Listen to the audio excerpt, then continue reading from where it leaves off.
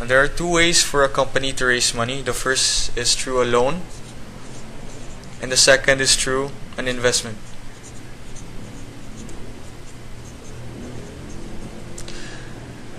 A loan you have to pay back. An investment you don't have to. So if you'd like investment, one of the best ways for you to get investments is through an IPO, or initial public offering.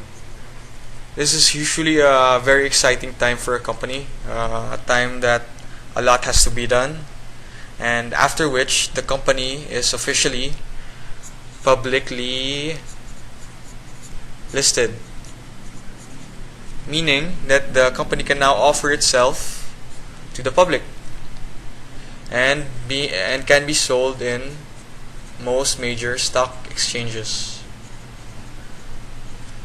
Now, the process of being a publicly traded company, from private to public,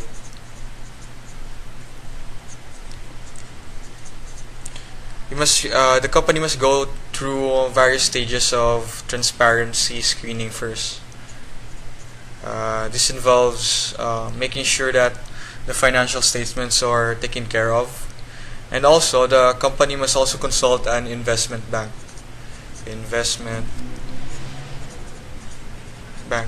This is different from the regular banks you see every day, in which you save your money in savings account.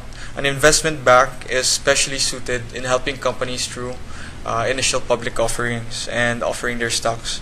An investment bank helps the company determine its IPO price, or the first price at which it will sell its stock once the IPO has begun, and the number of shares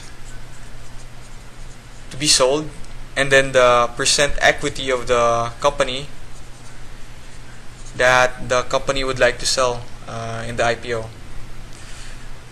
If everything goes well, the company is officially a public company. So why go through all this work just to become a public company? Mainly because in private companies there are only few investors. There's also less capital to be had if you gather investments from as a private company. You are also not listed in stock exchanges, and the shares you own in private companies are relatively illiquid. Illiquid means or not liquid. Not liquid means that it's hard to sell shares that you own. If for example you own such and such shares in this company, it would be hard to sell those shares for cash. While in a publicly traded company, there are many investors. It is transparent, meaning you know what's happening within the company. It's more clear na the financials of the company are good or bad or whatever.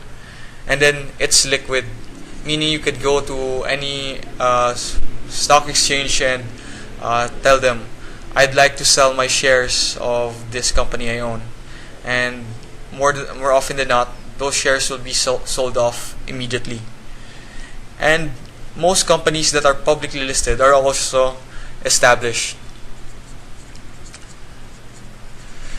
So there you go.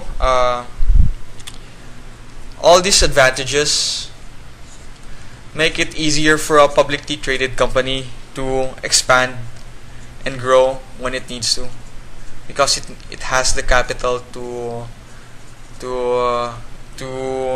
make sure that it keeps on expanding and growing. And there you go. IPO. Thank you.